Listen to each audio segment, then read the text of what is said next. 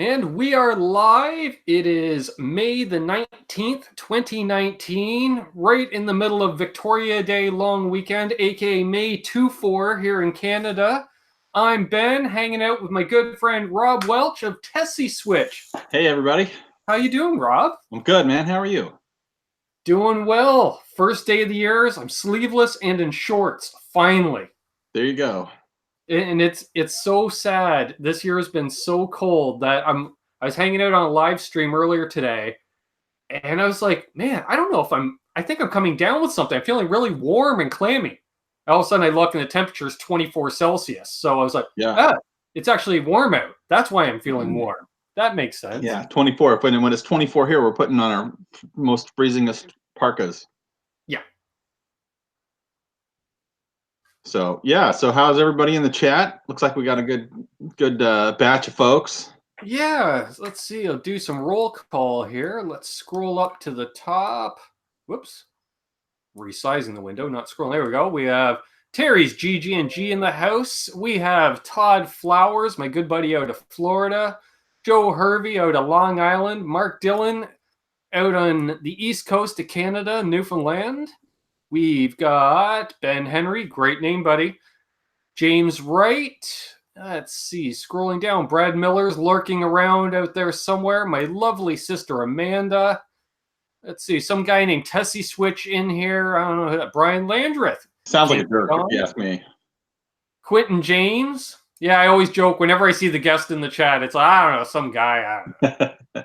We got Mr. Butt Cheeks himself, Brendan B. Squared, Jasco Plumbing Supply out of the Bronx, Randall, Mr. Guitarded himself, Dave R's Guitars. Are you back home yet, Dave? He was down in Arizona. I don't know if he's back in Oregon yet. Quentin James, awesome to see you. Justin Cox, Jeff Ripplinger. Woo. Let's see, Saboteurs Music. I think I am caught up. I need a drink after that. Justin Cox says he's in Utah. That's where I grew up. Very cool. Northern Utah, where it's cold in the winter and hot in the summer. Sounds like around here. So where are you in? I've been to Toronto. I'm 100 miles east. So my last visit, it was kind of like my only real visit because I've kind of like popped in and out. But my last visit, I was up there to visit a supplier for a job I was working at the time.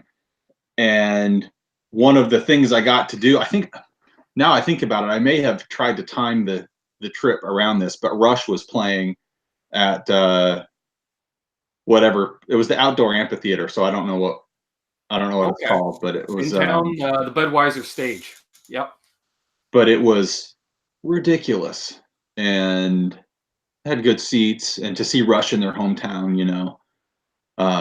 The fans were crazy. There was like probably 10, 15 girls there. It was pretty amazing.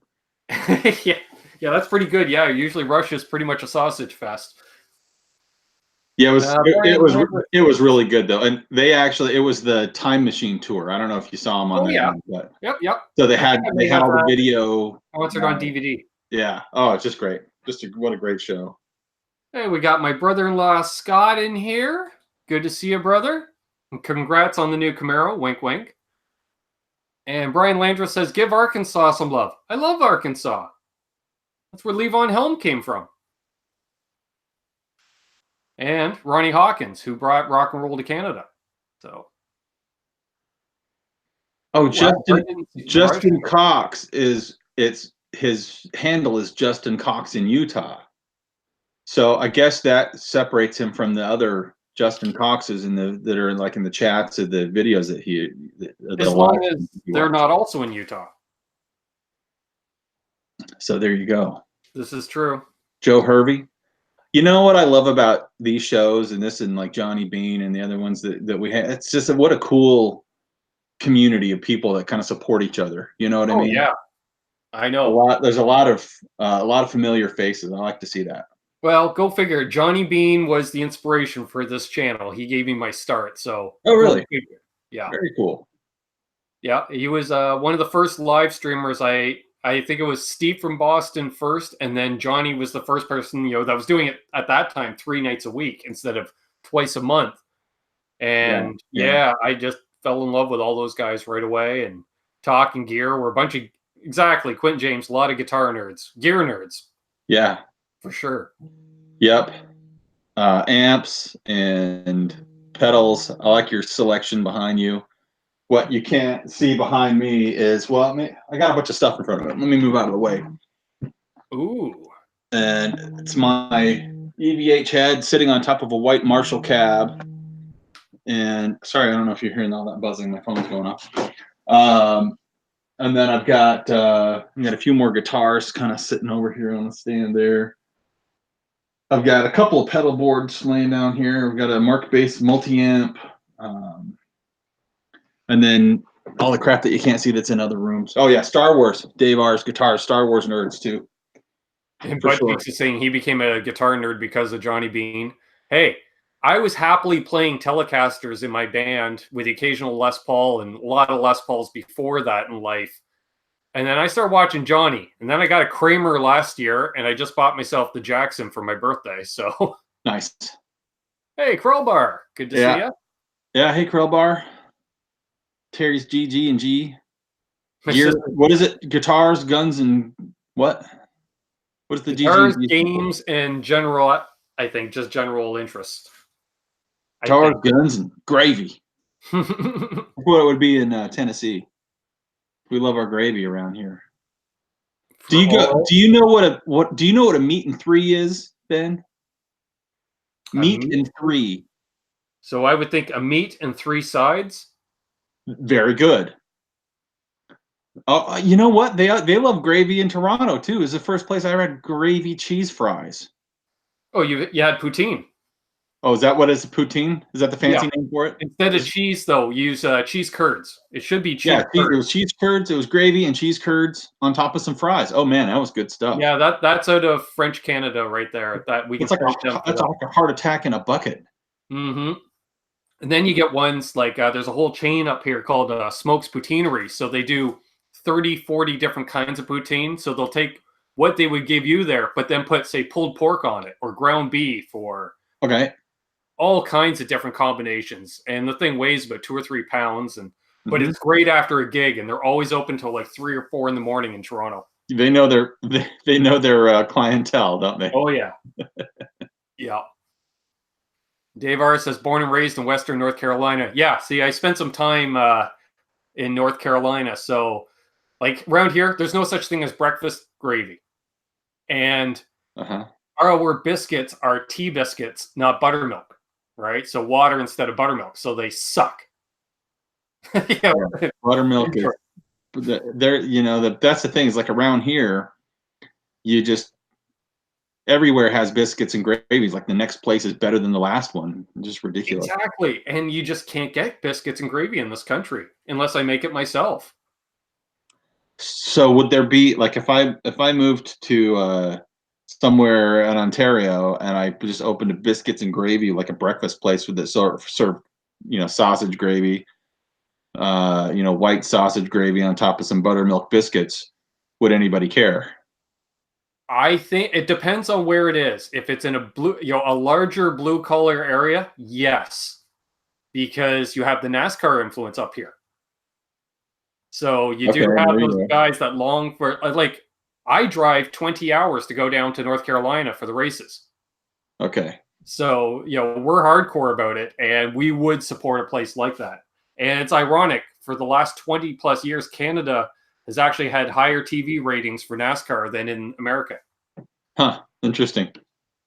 So Dave R's Guitar says you can't get good biscuits and gravy in Oregon. So there's a place. So I lived in Medford, Oregon for a while, and it's a chain. So they have them. I think I've seen them there's one in Medford. I've seen them in, like, even Northern California. And I want to say in Reno. I did a gig in Reno. I went to a place called Black Bear Diner. Black Bear has good biscuits and gravy. So if you're in Oregon and you've got a Black Bear Diner in your neighborhood, that's the place to get the biscuits and gravy. It'll be a taste of home, Dave. And my sister said, like, my sister's never had biscuits and gravy. Like, never had biscuits and gravy, or never had something that she would know as biscuits and gravy? No, she would have never had it, because I doubt she's ever had a breakfast setting where there's breakfast gravy even available. Huh. That's so foreign to me. Yeah. That's weird. You guys Yeah. live in a weird place. Oh no, we live in a bland place. It's like you eat chili. You're gonna have cornbread with chili probably. I might have some cornbread with it. Whereas we'll have just regular white toast or maybe garlic bread. Well, that's better than England. You know, a sandwich in England is basically just 2 pieces of white bread with the crusts cut off. Um, like a piece of, I'll call it American cheese, but I'm sure they don't call it American cheese there. And some mayonnaise. That's Right. it. That's the sandwich. Hey, can I get a sandwich? Yeah, here you go. This is what it is.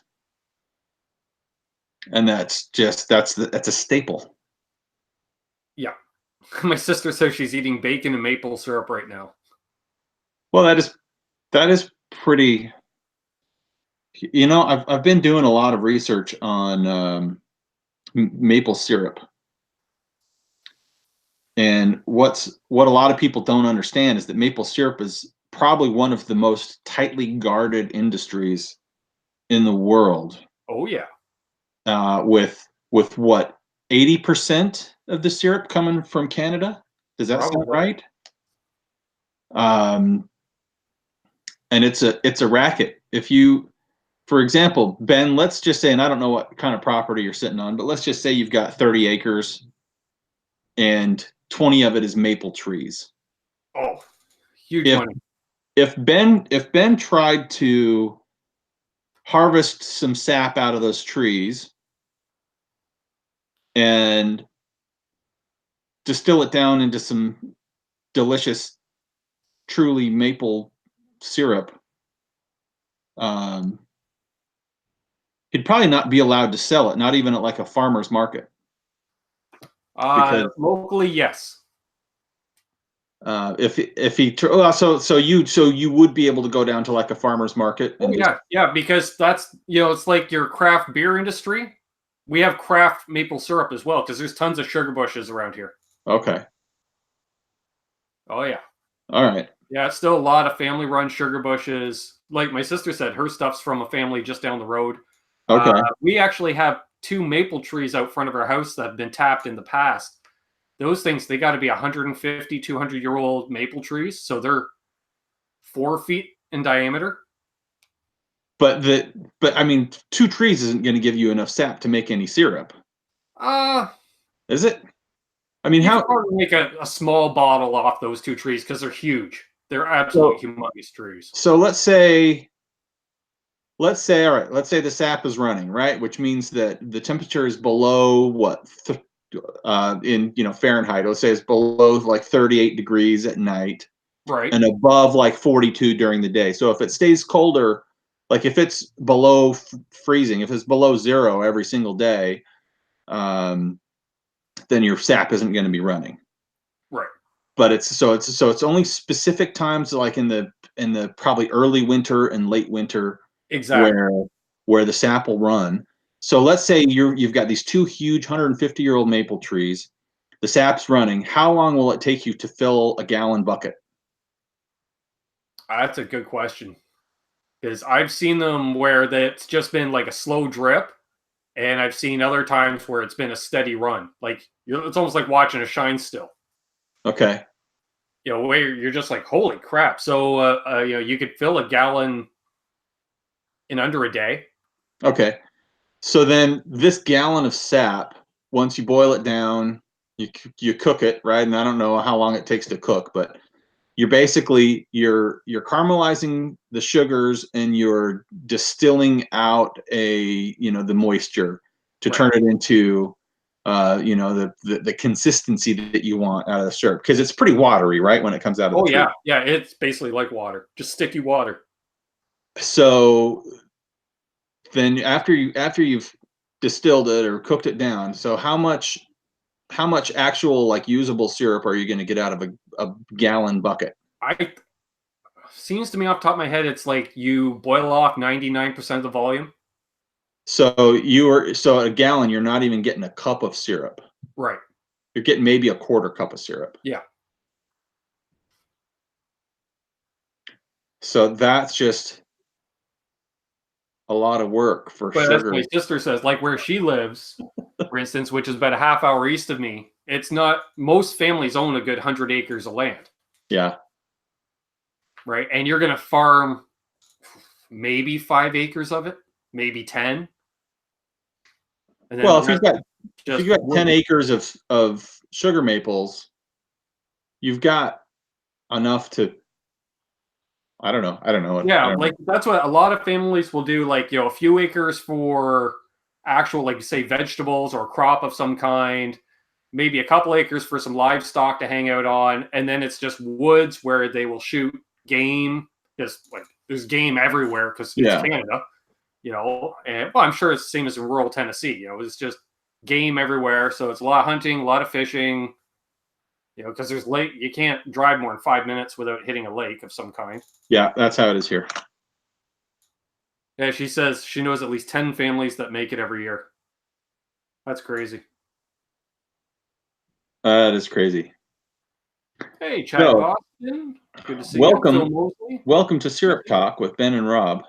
Yeah, that's what happens when you're on a Canadian channel, Funny part is I don't like maple myself. I am not a fan of maple. You know what? I prefer like blueberry or boysenberry syrup. The problem is that with maple syrup you can get real maple syrup. You can't ever get real boysenberry or blueberry syrup. You can't get it. It's just all corn syrup, Yeah, but it is big money. I remember somebody tried to cross the border with like a tractor trailer full of maple syrup, and the value, it was an insane amount. And then when you realize, like good maple syrup, a pint is going to cost you a fair amount of dollars. Yeah, so you can get organic maple syrup at the grocery store here, and it's probably about $7 for the small bottle. Yep. So yeah, so use it sparingly is what happens in. Brian had a tornado come by his place last night. Well, you live in Arkansas, dude. Hey, Brian, good to see you. Gussie says Ontario Hydro drives me crazy. Yeah, no doubt. Hey, there he is, fresh off his gig. Is that this weekend or last weekend, Caleb? We got Nerd Halen in the house. What's up, Caleb?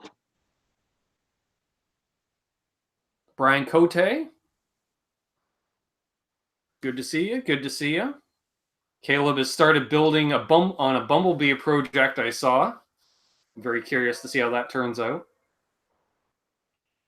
And I will say, folks, I've started shopping for some kits to build for the community build project. So thank you, folks, for all the donations that came in for that. Enough that we're going to do 2 guitars instead of 1.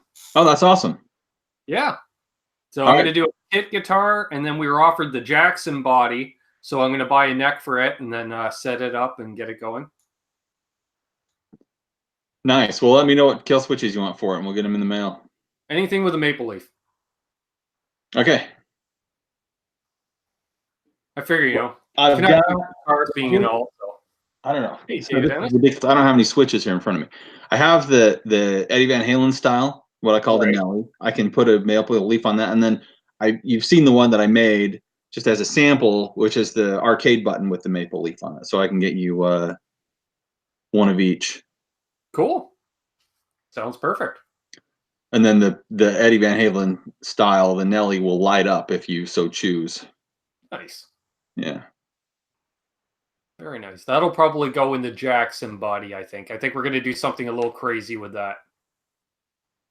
Nice. It's a black body right now, so I'm going to give it to my co-host for Connects with Guitars, Richie. He's a painter by trade, so he's going to paint it some crazy color of some kind. Very cool. Yes. Very cool. Then, so Brian Landreth asks, what is a Tesi Switch? So Tesi Switch is, it's my company. I started about 5 years ago and maybe 4 years ago. And my primary business is kill switches. So I do kind of every different type of kill switch that you can imagine. Arcade buttons, little metal push buttons, ones with LEDs, one without LEDs. I'm not the only guy out there selling kill switches, but I will say that I really pride myself in having the best selection, the best customer service, the best switches, and I try to kind of offer something for everyone. Mm-hmm. As a result, I saw a lot of dang switches, which is really thrilling to me that so many people out there are excited about kill switches and putting them in there. Um, I've got I haven't seen anybody else doing this, but I have a switch that actually now goes in with it'll fit your standard CTS pot. You know, Oh, nice.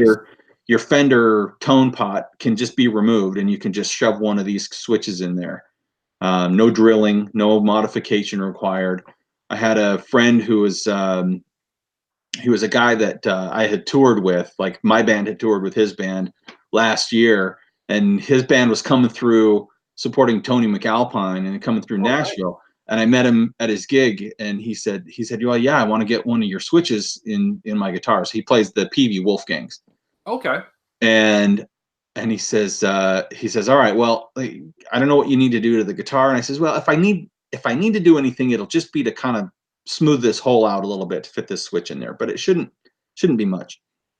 So I pulled the pot out, and I'm just testing it before I get the whole expander out. And I actually just replaced it there at the club that they were playing at. I didn't have to pull the drill out at all. I just kind of work it in there, shove it in there. It goes in, and then they, secure themselves from the back. So, Nice. yeah. So my sister asks, why kill switches? What or who was your inspiration? I'm sorry. One moment. What are you looking for? Oh, one of those little bags. Okay. You're gonna put all those in there. Okay. Good job. See you later, buddy. Will you close my door? Oh, you're dropping. Okay. I started off with well, I was in a Guitar Center, and I was talking to the techs, and I asked the guy, what's the thing that you wish that you could get but you really have a hard time with? And he says, what we get, this was in Hollywood, so he says, we get these kids from Musicians Institute coming in all the time, and they've busted their kill switches. They use these little tiny toggle switches, and the only thing that we can ever get are these little toggle switches from, name the supplier here. I don't want to name any names, but the only thing they were able to get were these cheap switches. And because the whole deal with kill switches is you just crank them back and forth as hard as you can. You want that fast stutter. And I said, oh, well, what would you think about having one of these switches that was more durable, that could, he says, yeah, well, I'd probably just like to have something that didn't break every 6 months. So I started thinking, okay, well, I'd like to get a big toggle switch, and it looks like, do I really not have any here with me? It looks like an amplifier on-off switch, Mm-hmm. But I thought, if you have this a regular toggle switch, your half of your effort is going into killing it, whereas the other half is coming back. So you've got to apply a lot of pressure going both ways, and that's how they're breaking. So I started with I call it OTTO, but it's kind of what it really is. It's automatically returns. So you press this toggle down and it clicks up. So you're really only pressing it one way, and it's got enough spring loaded action to kick back up. It's a hard click, so there's a lot of pressure inside that. But when you have it coming back up, now the switch is going to last a lot longer, because you're not exerting a tremendous amount of force both ways to make this thing work. I also have ones that don't automatically return, so you could do it that way, or you just use it as a mute switch or whatever you like. And then I started getting into kind of all at the same time. I started getting into arcade switches and push buttons. And so the arcade buttons, everyone says, what's your fastest switch? It's the arcade button. It's a really light touch. They're designed for the arcade industry, and they're designed to have really fast action, a really sharp connection when you hit it. And They're designed to be slapped around. I mean, I've had guys, and then this is kind of the, if you can see this, this is kind of the traditional, you know, LED ring style that a lot of people use. I've got a couple of companies that put this as standard equipment in their guitars. And they're nice, they're fast, people like them, they look cool. But I've had people who really like this style switch, and then they just try out the arcade button, and they just go, "Oh man, what have I been missing out on this whole time? This arcade button is ridiculous." You know, I'd rather sell one of these than the arcade buttons because they're more expensive. But honestly, I just want to make sure that people are getting a product that they think is cool and they like, and it's easy to install. And you know, I mean, I put a lot of time and effort into the packaging and just making sure that everything, you know, if you check out my website, I have a ton of different installation diagrams and advice on how to install and what to do. If, you know, with the arcade buttons, the small one is 24 millimeter. So what is that, about 1.5 inches almost? About an inch. So almost an inch.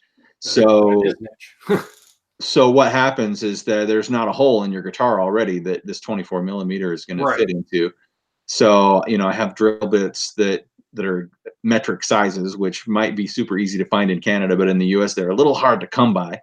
Yeah, everything's both around here.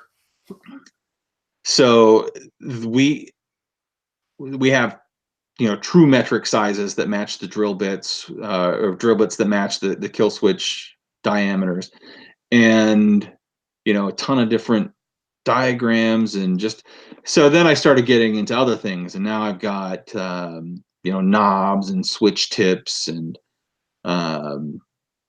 you know, locking nuts. And I mean, I have a kind of a lot of different things. I mean, I sell more kill switches than anything else, but I just started doing a little while back, I started doing pick guards. So I sell DeAndrea pick guards for Strat, Tele, P and J bass. Nice. And I've got a lot. I'm trying to think of how many different colors, 14, 17, something different colors. Everyone should definitely check that out. I'm already thinking that because I'm like going, oh, really? Locking nut? I got to get one of those for this Jackson build. Okay, yeah. Chad Boston, the website is Tesi Switch, TESISWITCH.com, TesiSwitch.com. Maybe, Terry, can you post the website in the chat for me? Since I forgot to include it in the description of the video. And then the super exciting thing for me is that I recently became a dealer for Keeley pedals. And if you guys don't know if you do know about Keeley pedals, you know that Robert Keeley is just one of the greatest pedal designers of our day. He does. I mean, there's a lot of great pedal designers. I certainly don't mean anything against anybody else, but Robert Keeley really does an amazing job of creative combinations of different effects. Really just like a fantastic take on some different things. Just go to the website. You can check on my website. I've got a bunch of videos posted. You can go to their website, or just search around on YouTube when you have a minute for Keeley pedals and just listen to the. I mean, every single one of these pedals I started listening to, going, "Oh man, I gotta put one of those on my board. Oh, I gotta put one of those on my board. Oh man, that sounds awesome. I got to put one of those on my board." So and it just doesn't ever stop with that guy. There's just so many really cool pedals. And he's a super cool guy too. Yeah. I mean, he's as much a nerd as the rest of us. Oh, 100%. Yeah, 100%. And he just loves what he does. And so those pedals are built in Norman, Oklahoma. And, you know, I mean, they're not cheap, but they're not as expensive honestly, they're not as expensive as they could be. Yeah, that's true. Yeah. I picked up his 4-knob compressor last year. And the first time I plugged it in, I went, okay, I get it. I know why that's an industry standard. Yeah. Yeah. And then one of the coolest new things that I've seen come out in a while, there's the new pedal called DDR. It's drive, delay, and reverb. Those were shown at NAMM, but they haven't shipped yet. They're going to be shipping to customers on the 23rd. So what's that, Tuesday? Thursday. 19th, Thursday. So on Thursday, I'm going to be shipping out all the pre-orders for the DDR that I've taken so far. But yeah, man, what a cool pedal. And it's got just some of the features to it. I've never even thought about this, but if you there's a little switch on the side of this pedal. I wish I had my stock already so I could show it to you. Well, maybe we'll do this again and we can do just like a quick demo of it. But Sure. there's a little switch on the side where you can adjust your inputs instead of being just, because there's only one input, one output. But you can switch on what's called the TRS effects loop. And if you guys know, TRS is tip ring sleeve. So you plug in a stereo Y cable. So you've got one side coming out from your guitar or wherever going into the pedal. That's the input for the drive. Then you've got another, the other part of the Y on the input cable is the output for the drive. Now you can send that wherever you want. You can send it into your amplifier, and then you can run your effects loop out from the amplifier into the stereo Y cable on what they call the wet side, which is the delay / reverb. Right.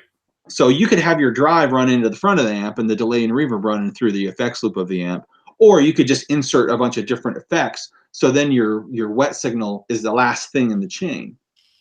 So, and then just run that directly into the front of your amp.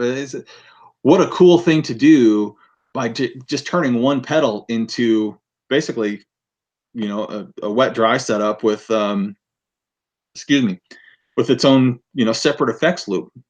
Right. Ridiculous. I mean, and then you've got, your choice between like vintage or modern drive. You've got your choice between like an analog or a digital delay and reverb. So just a really cool way to incorporate kind of what everything you'd want.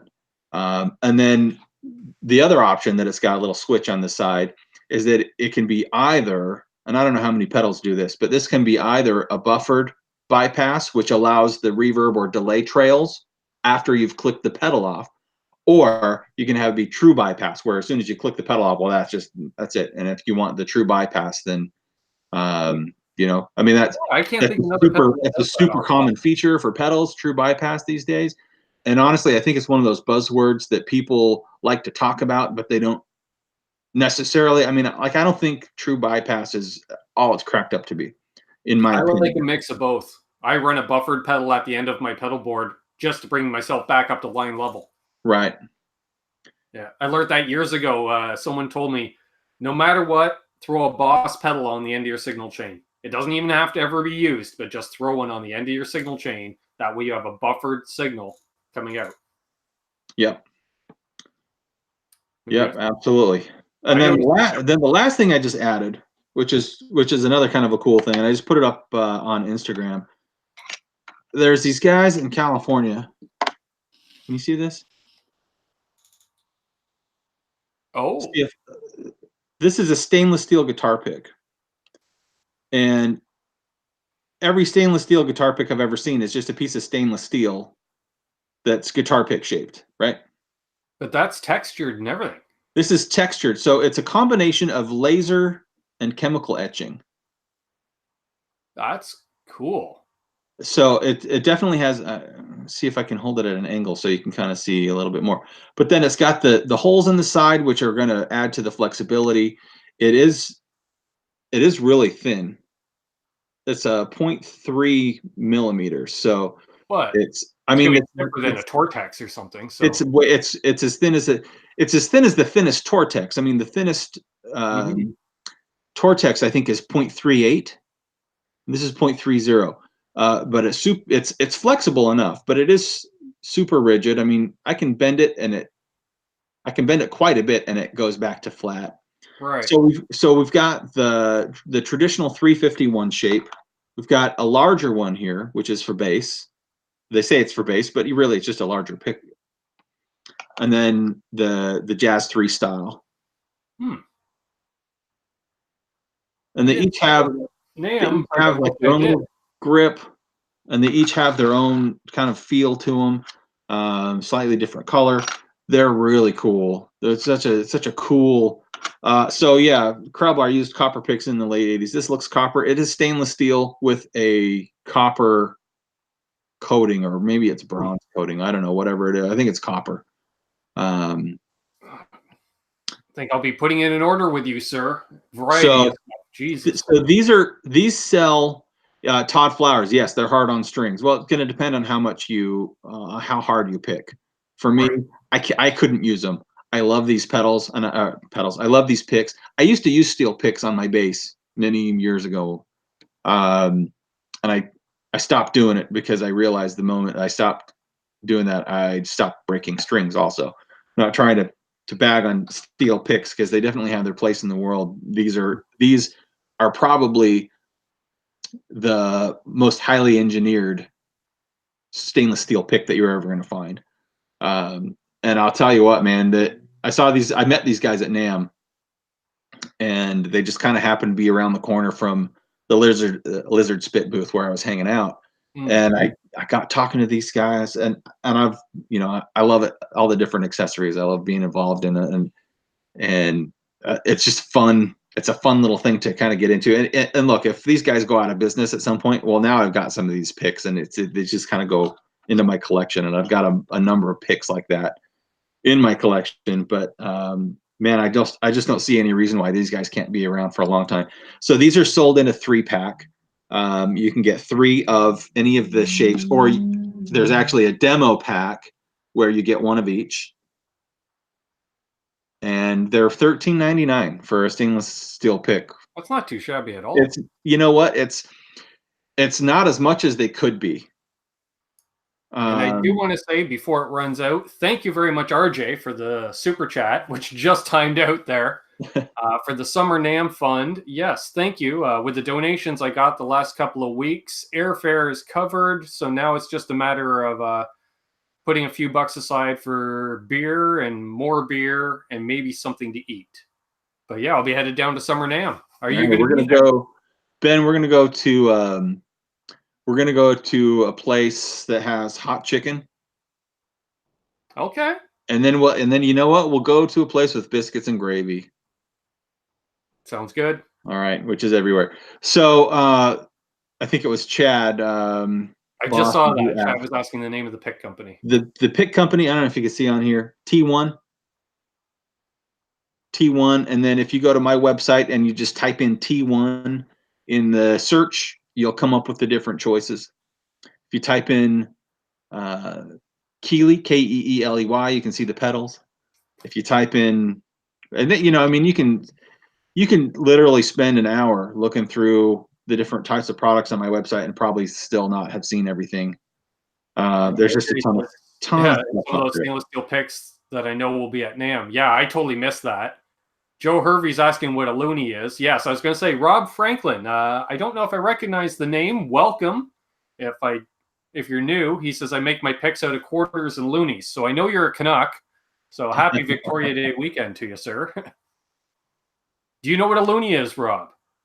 Yeah. Is it like a subway token?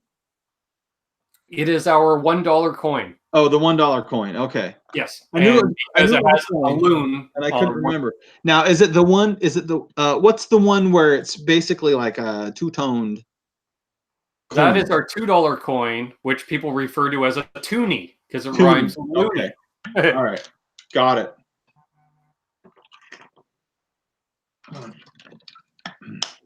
Hey, Cowtown waffles. Chicken and waffles. There's something about like I probably gained like 30 pounds since I moved to Nashville. And it's just a lot of stuff to eat here, man. I do love my barbecue in the South. That's something, it's like here, you play outdoor gigs, like a big party or something. And they're like, yeah, they'll feed us too. I'm like, yeah, but a Canadian 9 on a scale of 1 to 10 for barbecue is an American 5.5 or 6. Yeah. So if you like barbecue, so there's definitely this big thing in the South, and the South being kind of it doesn't start, so not Nebraska, but like Kentucky is the South. Like sometimes even parts of the Midwest still call themselves the South. And Tennessee's kind of up from the true South, but we're really the South. So there's different, like North Carolina's got its own, Carolina barbecue, I which is love more, Carolina barbecue. it's delicious. It's mustard based. The stuff in Tennessee kind of has its own thing, but I gotta say, man, I don't think that there is a match to Texas barbecue. True. And I don't know what makes it so good. True. And there's actually two kinds of North Carolina. There's the mustard based, and then they do the whole sweet barbecue thing, which I just love. Yeah. Yeah. So there, it's fun to explore all the different types, all the different options of barbecue, but there's a lot of stuff. In Utah, where I came from, they have two claims of fame for as far as cuisine goes. One of them is Jello with vegetables or carrots, shredded carrots in the Jello. That's just it's not great, but yet you'll find it at every church event and then at every wake or every family reunion. There's going to be a couple of Jellos with, like, one of them will have bananas in it, which isn't terrible. You might, if you really want to, like, if you want your Jello to be gone, you don't want to take any home, make strawberry Jello with strawberries in it. That'll go fast. But any of the Jellos with the carrots inside. So that's one. The other thing that a lot of people don't know about is fry sauce. And if you guys in this chat, if anybody knows what fry sauce is, it's not ketchup. Because I've definitely gone to places outside Utah and said, "Hey, can I get some fry sauce?" And they look at me like, "Yes, here's your ketchup, sir."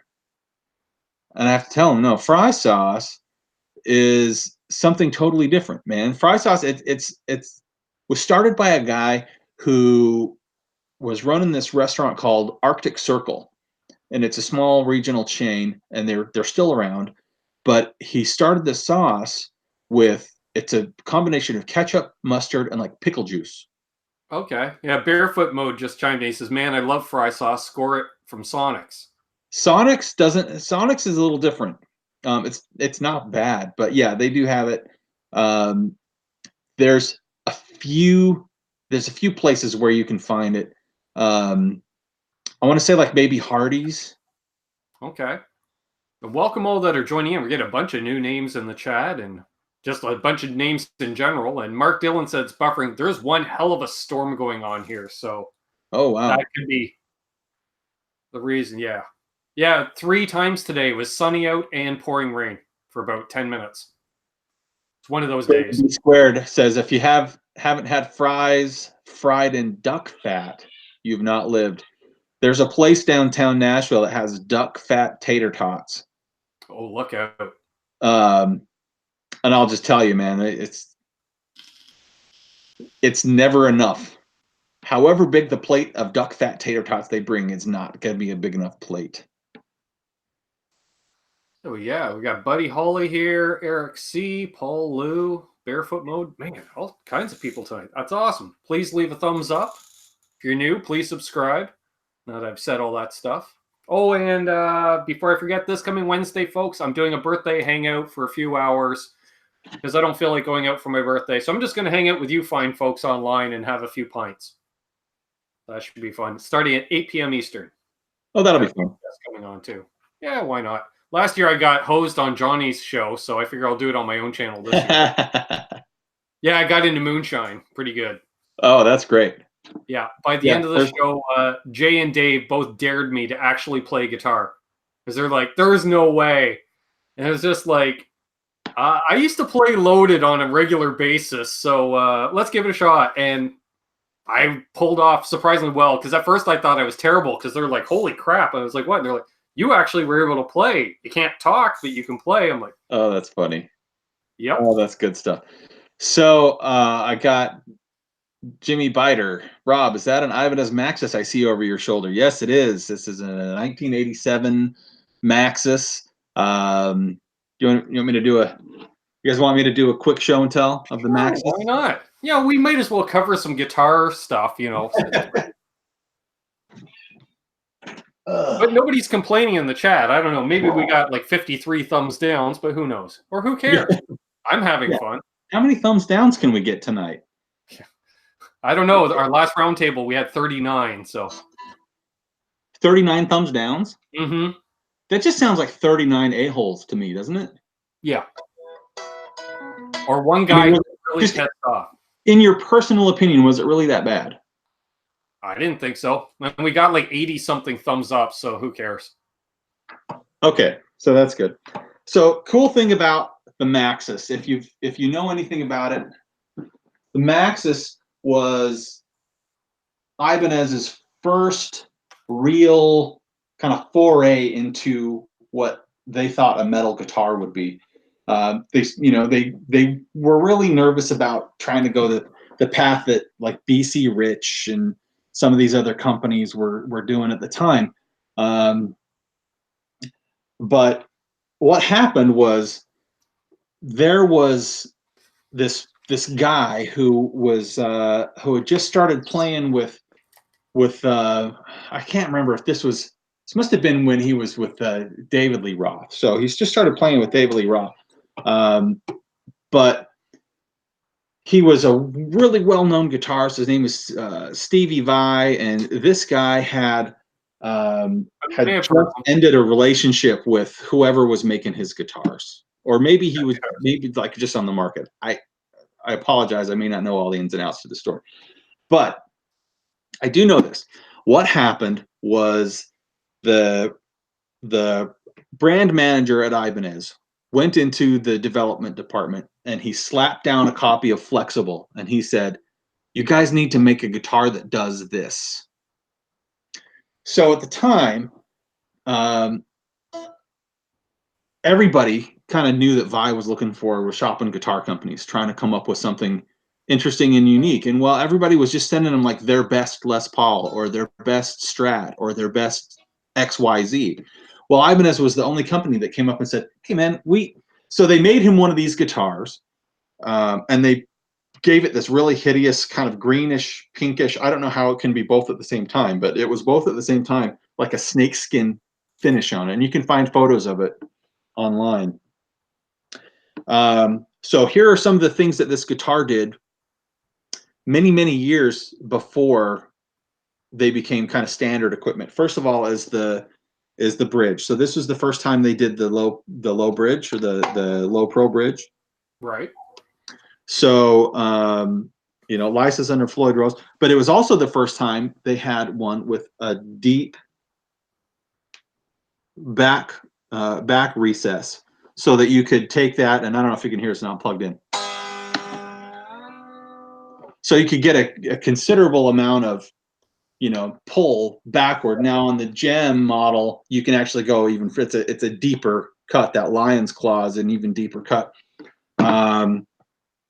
They placed the output jack so that the cable comes out facing where your strap goes, so that you can, because everybody loops it through their strap anyways. Yeah. First time that they had ever done that. The first time they had ever done such a thin neck. I don't have my calipers up here, but the neck is really thin. You're just gonna have to take my word for it.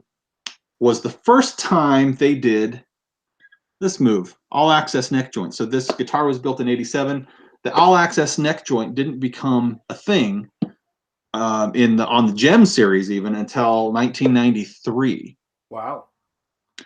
And it wasn't, and so at that time they started, and now they do it on all kinds of stuff, but up until '93, it was always that block. Well, I'll just show you. So I've got a Gem here. Let's see. This is a '91 floral pattern Gem. And how much has Jay Hannon offered you for that? What's that? And how much has Jay Hannon offered you for that? I don't know that he has offered me anything. He might not know. We'll see. We'll talk. I'll have to talk to him about. I've certainly had offers for it, but yeah, the big block. But then I've also got. That's cool. So Janice had the Maxis as well. That was her first guitar, she said. So this one is the 2002. This is the blue Vine Sparkle, the VSB, the blue. the Vine Sparkle Blue.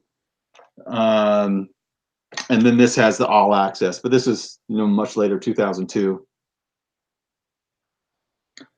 But yeah, so the cool thing about this Maxis was that it really kind of took, and then there were a number of them that were mahogany, a chambered mahogany body with a little bit different of a bridge on it. It didn't have this the edge on it, but those are probably the most rare. Like the first ones maybe 250 or so of them in '87, and yeah, this is also in '87, but I believe this one is late '87. If you do some research on the Maxis, oh, the other thing they did, which was kind of interesting, you notice the headstock isn't quite right for an Ibanez. Oh yeah. So if they, I don't know if you can see that, it's Maxis. So I'm trying to hold this just in the right way. Maxis, and then it says a division of Ibanez. But it's like a whisper. It's a division of Ibanez. Shh, right. Don't tell anybody. Because they were so nervous about going in this direction with their guitars. They didn't want to harm their brand in any way. They thought it could really, really be a detriment to the Ibanez brand. Little did they know at the time that, you know, not even 10 years later, they'd really be synonymous with like this kind of a thing, you know, with Dave R is asking, didn't that later become the S series? I can definitely see some S series influences. There's, you know what, the way the body is contoured is certainly a lot like because like the whole back is arched. You know, it kind of comes to a point here, much in the way the S series does. You know, these things are way sharper than an S series. Yeah. And the body is wider from here to here. The body is wider than your traditional S series would be. But yes, it's very, very similar. And you can see how the S series would have evolved out of this.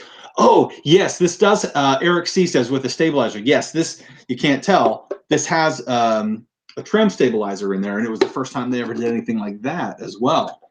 In fact, after this guitar, I don't think they did the trem stabilizer until they got into the RG with like the zero resistance bridges, where there's this big freaking goofy mechanism in the back and like a wheel where you can adjust Right. the tension, which I have one of those in the other room. But yeah, this is the first time they did something. In fact, give me a second. I can pull this plate off of here and I'll just show it to you. Hey, I'm just shocked to see an Ibanez with the trim cover on it. I don't know if you saw this. I put on my Instagram. I was changing the strings on that floral pattern gem a while back, and I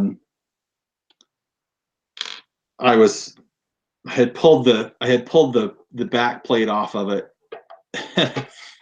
Discovered that many years ago, I had put a bunch of toilet paper in there to keep my springs from reverberating Right. in an unwanted way.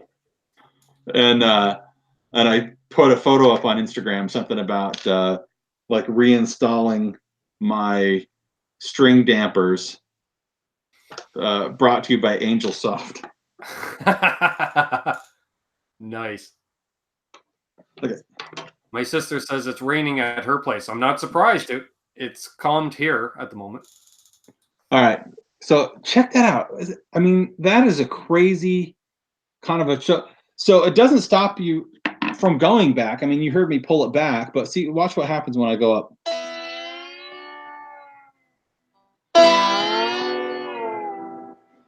But then the other benefit, extra tension on the pullback as opposed to going forward. Right, but then the additional benefit here is that if you're doing like a bend, so typically with a double locking tremolo, especially because they're just so finicky, and trust me, I know all about how finicky they can be. But typically, what happens is so I'll just hold this note, and then I'll bend this one. but I won't play this one, and I'll just bend it so you can hear. Yeah, it's not diving. It's not budging, which is unusual because pretty much every double locking tremolo, it'll pull flat any of the strings that's not being bent. So Jimmy Biter was saying they used that system on a few different Ibanez's up until '93. He thought. Okay, yeah, very cool. So yeah, it's you know, what a cool piece, and this has got a lot of sentimental value in addition to just being a cool rare piece. But I got it from a friend who needed money to pay for some medication, and then he ended up. And I said, yeah, you just tell me how much you want for it. And he sold this thing to me for what I thought was a really, really, like I probably would have paid him twice as much. Not because it was worth twice as much, but just because I wanted him to have the money for the medication that he needed. And then I told him, I says, well, so when you're better, why don't you call me and you can just have it back for whatever I paid for it. And you know, because like I'm super happy to have this guitar, but it's your guitar. Right. And unfortunately, he was sick with cancer, and unfortunately, he died about a year later. Wow. So, so yeah, I've had offers on this one as well that I think, you know, and a couple of times I thought, okay, well, you know, I could use the money. Maybe I really should kind of like consider selling it and seeing what kind of a market there is for it. And I know I could. You don't ever see them. They're really rare on eBay. They almost never come up on Reverb. I feel like you know, if I were to list it somewhere, it would literally sell in minutes if I allowed it to do that. But I just don't feel like, in my heart, I don't feel like I can give it up. You know what I mean? Right. And I don't play it that often, but when I do, it's like it's unfair to other guitars. You know what I mean? Do you have that guitar where you just pick it up and you go, man, I just don't like it's. I don't feel like I'm working when I play certain guitars that I have, and it's just like it's like I need it to play not quite this easy, because if it's too easy, then I can't get into it. If it's too hard, I can't get into it. It's got to be just right. And this one might be, you know, I mean, the action on it is not super low. I could probably lower it and turn it into a real, but it's got such a great radius to the neck.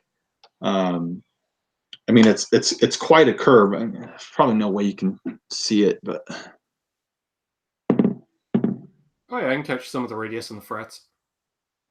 I mean, it's quite a curve. It's not, yeah, it's rounder than I thought. Flat Ibanez neck. You know what I mean? So yeah, I love this guitar.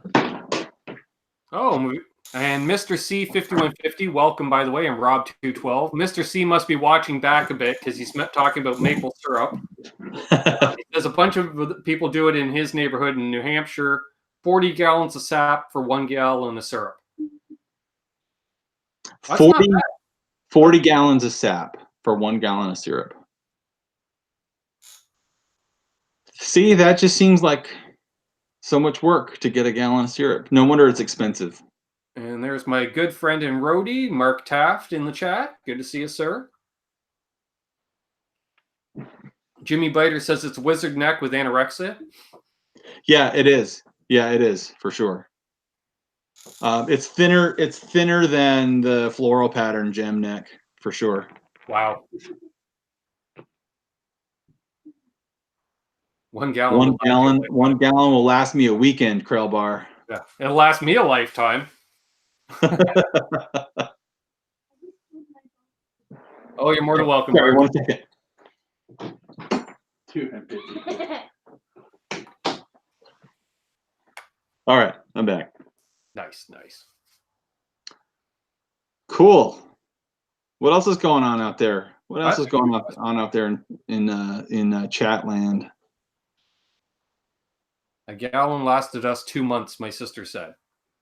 Us, like your family, like as you're growing up, or us as in like her family, where she is now? she just fits. So yeah. So Janice, the store brand that she gets for pancake syrup. So there's something that you guys need to be aware of whenever you're getting whatever you're calling natural syrup that isn't maple syrup. Even if Sounds it's like maple syrup. organic, it could be organic. But one of my favorite food controversies is natural flavoring.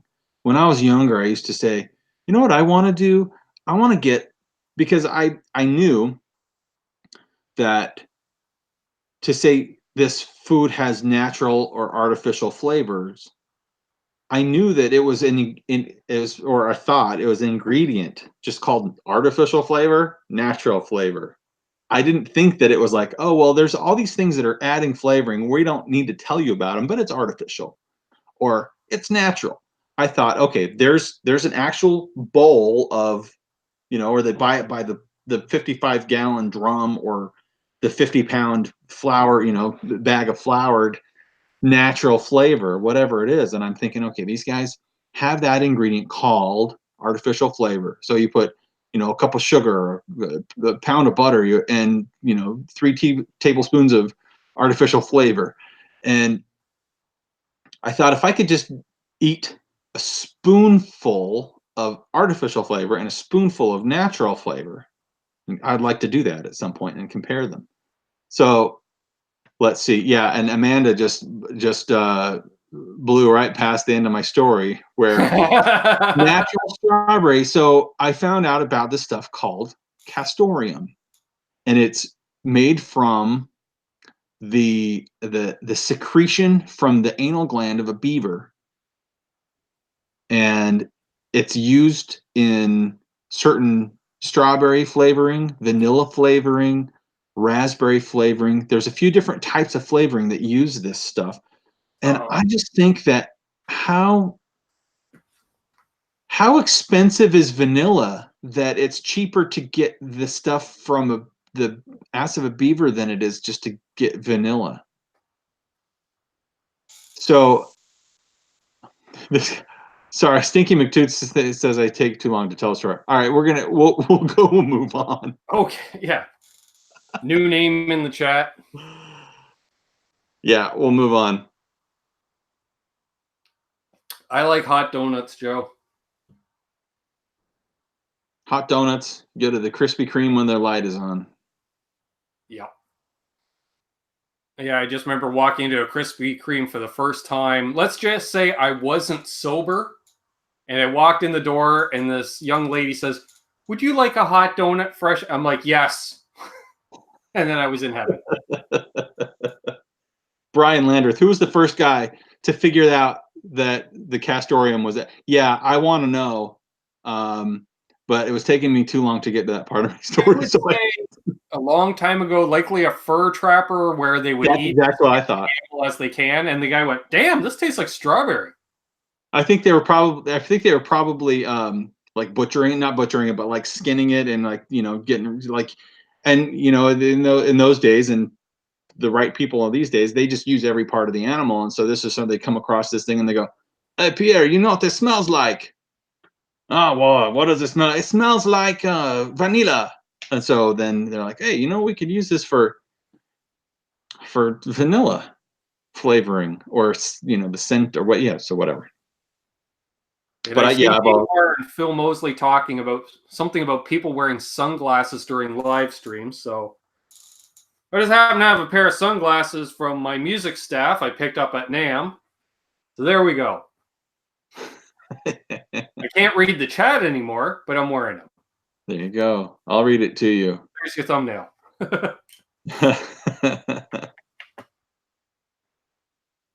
Oh man, you guys got any questions about guitar electronics? Anything at all, folks. Anything at all. There you go, Phil. Joe Harvey says the HBO app is down. I didn't know HBO had an app. No wonder we got so many viewers right now. Right. Oh yes, the series finale is tonight. Yeah. My viewership will go back up starting next Sunday. So who in the chat is planning on being at Summer NAMM? That is a good question. I don't see my partner in crime, Aaron from Albus Band. I'm going to actually fly to Chicago, and then the two of us are going to drive down. So that should be fun. I do know a few guys that are going, though. I just haven't seen any of them in the chat tonight. I'm going to go on ignoring Ron Limber since it's ignoring Ron Day. I'd have to, Ron, if you had a question, type it out again, and I'll read it. Amanda says, when am I playing my next gig? I've got. So I'm in a few different bands. I'm playing in a Kid Rock tribute, and I think that's my next band. My next gig is the Kid Rock tribute, playing in a place here in Clarksville, Tennessee. And the guy's name is Don, and I'll just tell you, man, when he goes out on the town and he puts the glasses on and he's got like the right hat and he's dressed in a certain way, kind of even if he's not dressed in that way, people come up to him and they're like, "Oh, can I get your autograph?" He's like, "Yeah, I mean, I'm happy to sign whatever you want, but my name's Don. I'm not, I'm not him."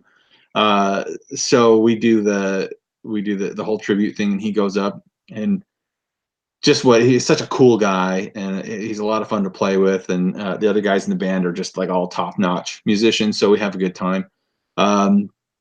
I just started playing with some guys that we're doing the next weekend. We're doing this small little gig in Franklin, Tennessee, and that band's called that band's called Def Zeppelin. Okay. And it's not really a tribute band, but we are doing a lot of Led Zeppelin and Def Leppard covers. Nice. Well, that I would enjoy, because that's two of my favorite bands right there. Man, that's kind of what we thought too. Like, it'd be a lot of fun. Brian Landreth has a question. How do I wire an HSS Strat to split the humbucker in the 4th position? You need a 4-wire humbucker, first of all, I would assume, and probably 2, if I'm not mistaken, an Ibanez Super Switch. I don't know if it can be done without the Super Switch. You can't. No, this is traditionally what super switching is, right? So this is you've got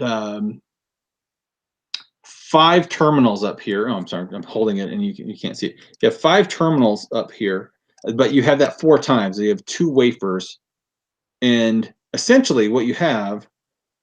This was really intimidating to me when I first started doing guitar wiring, and all I did was follow diagrams and kind of screwed it up half the time.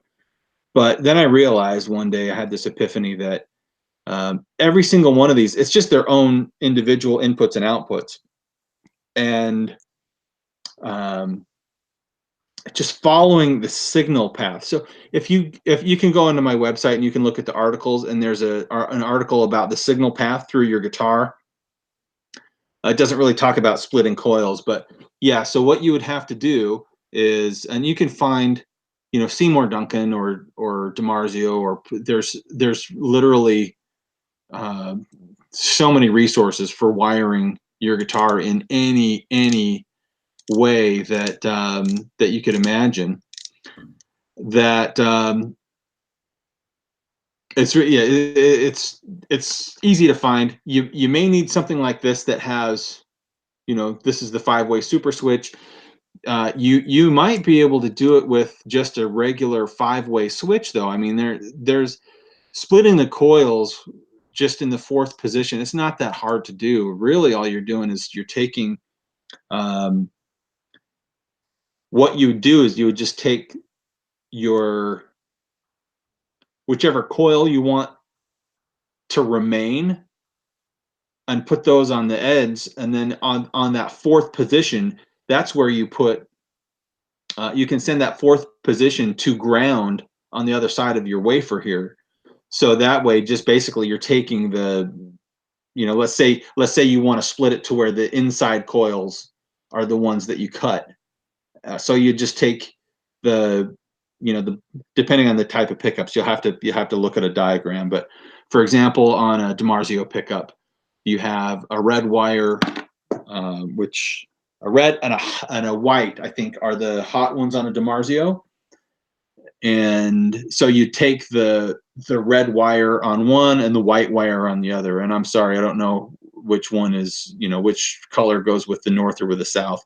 You can find that on DiMarzio's website. But so you just take one or the other, and then you could just run those to the 4th position on your switch, and then have the output of that go to ground, and then it just grounds out those pickups. And then on the other side of your switch, you're going to have them active on the other side. So it can get complicated, but yeah.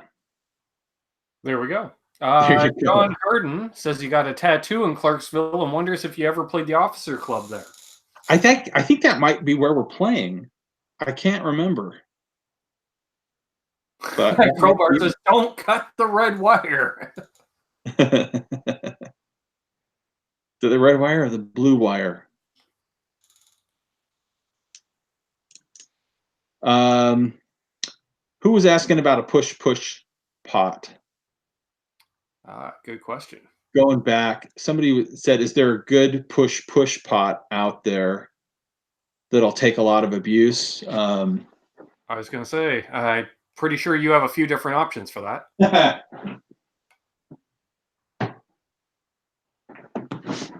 So if you guys, those of you who know, those of you who don't know, a push pull or a push. Do I have one that's not in a package? I don't. So it's just your basic pot. So this happens to be a push pot that's on this guitar. I use this one to power, just to turn the LED on the kill switch on and off. But you can use it to split coils. You can use, I mean, this is kind of the most rudimentary function of the switch, is just to, just run some power through it. So all the guts that run it pot wise are separate from what happens when you press the switch. But this is a great one because most people are using a push pull. So when it's in, you got to pull it out to activate it, and that's fine. It's, if as far as a coil tap goes, not a big deal.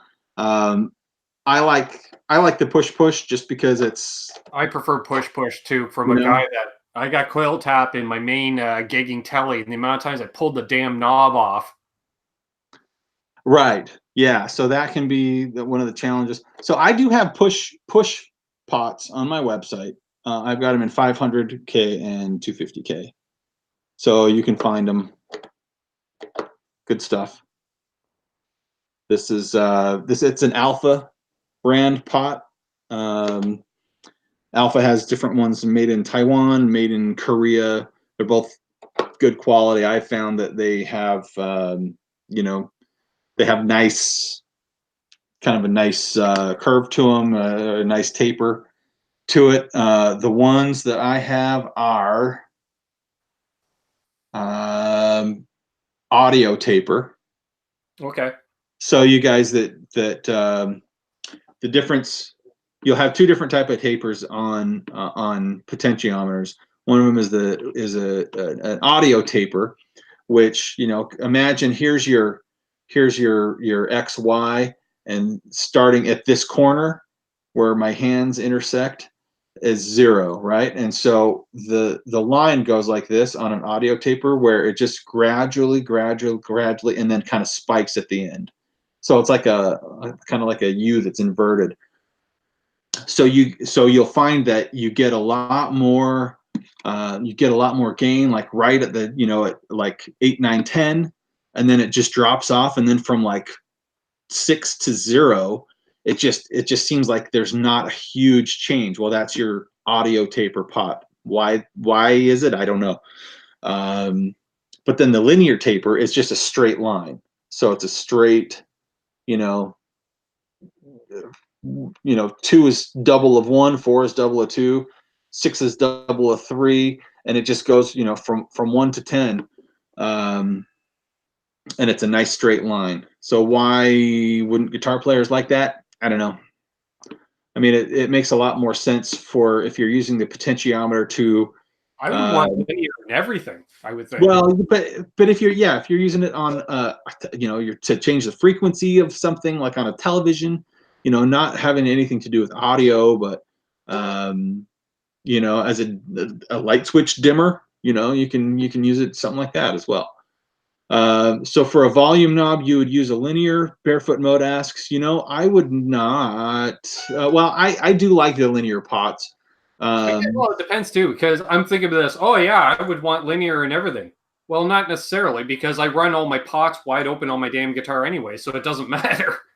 Now the nice thing about one of the types of switches that I have. So most people want a momentary switch, which is going to be, you know, that's the one that you press and it pops back, and that's your stutter switch.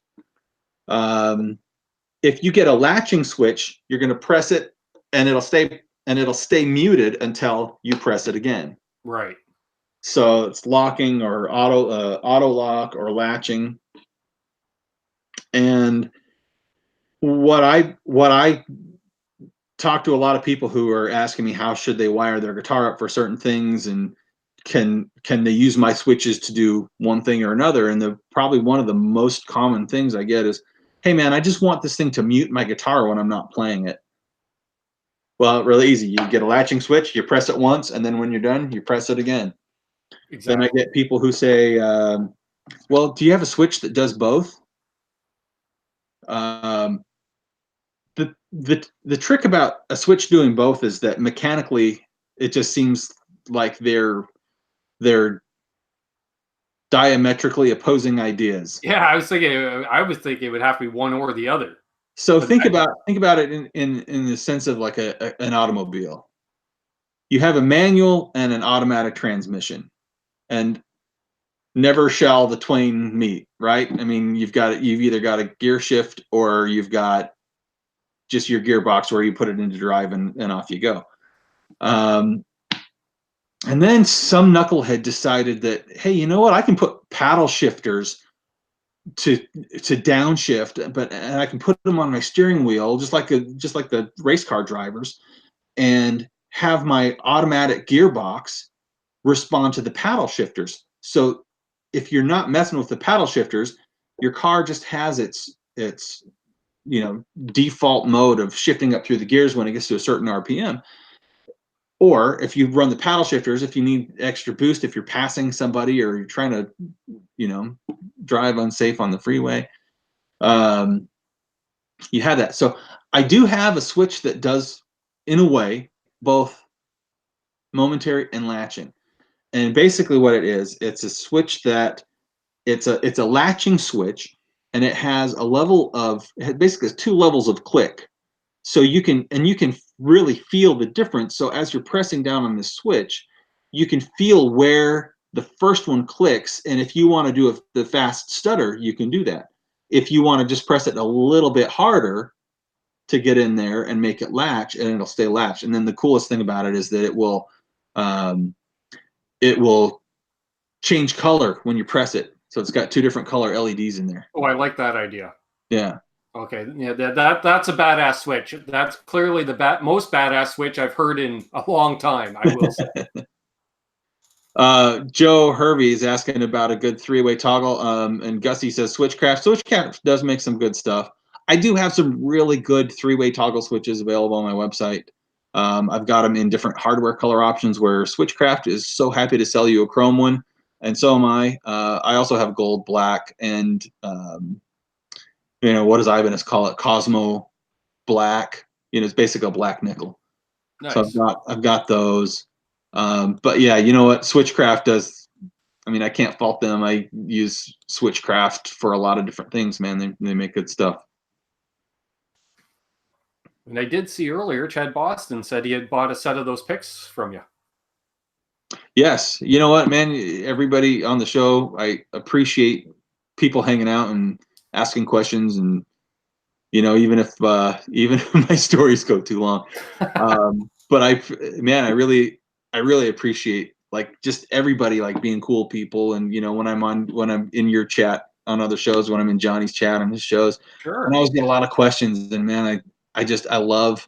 And I noticed that too. Like if someone has a question where you're like, "Yeah, hit me up, blah blah blah," and then I'll see a few minutes goes by, and oh, thanks for getting back to me already. I was like, that's awesome. That's customer service right there. All I have is my reputation in 300 kill switches. So, you know, I want to make sure that everybody who does business with me, you know, I mean, they're trusting me with their money, Right. and you know, I don't want to ever give their money back. I'd rather just have them keep the stuff that I send them, and I get to keep the money. But you know, it's not about the money. I mean, it's not about the money, but it's not about the money. It's about just making sure people get something cool for their guitar that they're happy with. I Yep. mean, we've all had that moment where we spent money on something and we get it home, and maybe it's a pickup, or maybe it's a guitar part, or maybe it's like a universal remote control for your home theater. But if it doesn't work the way you expect it to, and it wasn't that much money. I mean, these switches aren't expensive. I mean, my expensive switch is the one that changes color, and it's $25. That's not an incredible investment for most people. I mean, to be honest, you're probably spending more money to install it if you're having somebody else do it than you're going to spend on the switch, Exactly. like 100%. Which is another reason why I try to make it as easy as possible to include all the wires and instruction and everything. But um, when you spend that money and you're disappointed with it, and you go, man, it's not worth me trying to get my money back from, you know, what for whatever it is. I don't Hmm. want people to think that way. And there's been times when, you know, I mean, I don't really feel like it's going the extra mile. I just do what I can to make everybody happy. Sure. And you know, if the transaction ends with them buying the thing and I never hear from them again, and I assume that they're happy, I mean, I hope that they are. There's nothing I can do about it. I would think more likely they're happy if you never hear from them again, because if I'm pissed, I'm more likely to reach out than if I'm just happy with the product. Yeah, yeah. I mean, and that's it. I want to be, you know, and so the dog paw says, I have no idea why I need a kill switch, but you're fully cool. Thank you very much. I appreciate the Hey, compliment. and in all honesty, dog, I'm kind of in the same boat. I was thinking that, like, before I even asked you to come on, I'm like, I don't know if I'd ever have a use for a kill switch, but I thought, you know what? Just hanging out, like, say, in chats and stuff. I was like, no, you're a cool guy. Let's get on. Let's hang out. Let's shoot the breeze. Well, and I appreciate that. And you know, but that's the reason why I started getting into, you know, the other guitar parts, the pick guards, the pedals, the you know, just basically everything else that I've got that's not a kill switch, because not everybody wants a kill switch, but I really like being a guitar player. I like tinkering with guitars. I know other people do Mm-hmm. too. And I guarantee that there's probably not another company that has the same level of service that I do, customer service. I mean, um, I'll spend hours on like an Instagram video chat with someone who's been trying to install a switch all night, and they can't figure out why something isn't working on it. And I'll sit there and I'll go, okay, well, here's what it looks like based off of the, you know, and I'm telling them, like, hold the camera at this angle, hold it at that angle. I just want to make sure that when you get it, you're happy with it. And you know what? 99% of the people don't need any service, or they've got a guy that does it for them that they're happy with, and that's great. I'm already Um, thinking I do have a guitar I could put a kill switch in. I got a couple, actually. A Les Paul, I don't mind drilling a hole in, and the new Jackson, I could always get rid of the tone pot. well, you know, with the Les Paul, the 10 millimeter switch, I call it the Super M, the Ito Super M. We'll pop it. It'll directly replace your tone pot. No drilling. Yeah, could do that. Could do that. So, yes. And I Because and I I should have one in one guitar. I mean, Jesus, just for the option. right. And hey, That's Metal, how I feel. I should have a kill switch in at least one guitar. at least one. Well, it just dates back to last year. I was having a custom guitar made, which became my signature guitar, and I was trying to figure out what pickups to put in it. And my best friend's like, dude, you already have a telly with singles. You have a telly with active singles. You got a telly with humbuckers. You obviously need to get a telly with P90s. Yeah. And so that's what happened. Yeah, There you exactly, go. Rick. Nice to have options. Yeah. So Metalhead Hippie says, what type of kill switch does Buckethead use in John 5? Buckethead uses it's an arcade switch button. It's not one of mine. It's I don't know the brand, but I do know that it's basically like a big pinball machine switch. It's about that long as far as like so for those Wow. of you who can't tell, I mean it's about 2, maybe 2.5 inches. It basically barely fits in the top of the Les Paul the way it's in there. But yeah, those are they're good quality. They're really nice switches. It's not mine. I'd love for it to be mine, but that's okay.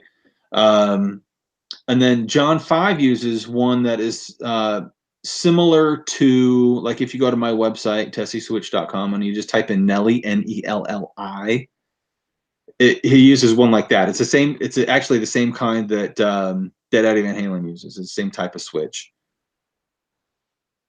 And I've got those in 5 something different colors. Maybe you guys can tell me out in the chat land, because I've thought about just having kind of like a commemorative. I mean, I'd love for it to be a signature deal, and I've reached out to John 5, and I just don't know how accessible he is, but to do like a John 5 commemorative deal where he's got on his Telecaster, he's got on the, I don't have a Telecaster in front of me, but he's got like the control plate, and then in between the volume and the tone, he's got that kill switch mounted. And he uses a bunch of different colors, but the one that I think I've seen probably the most is a green one, and they do light up, and mine light up, and I've doing the custom switches now, which is a cool thing that I can put your artwork on a switch. But I thought about just taking his 5 from the logo, and then just selling that as kind of like a commemorative, do like a limited run of, I don't know, however many of them. Right. But then, I mean, I can't call it the John 5 signature, but I can. I mean, just it's a kill switch with the number 5 on it. It's not rocket science, but Right. But yeah, I mean, what would you guys think about that? And then if he contacts you, just say, well, how many of these switches do you need? Yeah. Go away. It was seriously. I mean, how many do you need? You can sell them at your shows. I mean, when he's doing a show, he's getting a high concentration of guitarists at his show. Oh yeah. I mean, far more than he is if he's doing a Rob Zombie show, guaranteed. Right. So yeah. And I don't know if Brendan is still in the chat, but I believe he sold John 5 one of his cigar box guitars. Really? Oh, that's cool. Yeah. Just in the last couple of months, I think. Wow. So that's awesome. He may have a way to reach out, maybe one of his people or something like that. So, well, and I think he has a relationship with you as well. Well, you know what? I put up a photo of the green kill switch with the 5 on it. I actually tagged him in it on Instagram, and he commented. And then and then I tried to reach out. I mean, I'm sure he gets knuckleheads all the time hitting him up. So how do you sift through the knuckleheads to get to somebody that you might actually want to hear from when you're getting messages like that all day long? I don't know the answer, but exactly. So I tried reaching out to his guitar tech, and I haven't gotten anything from his guitar tech either.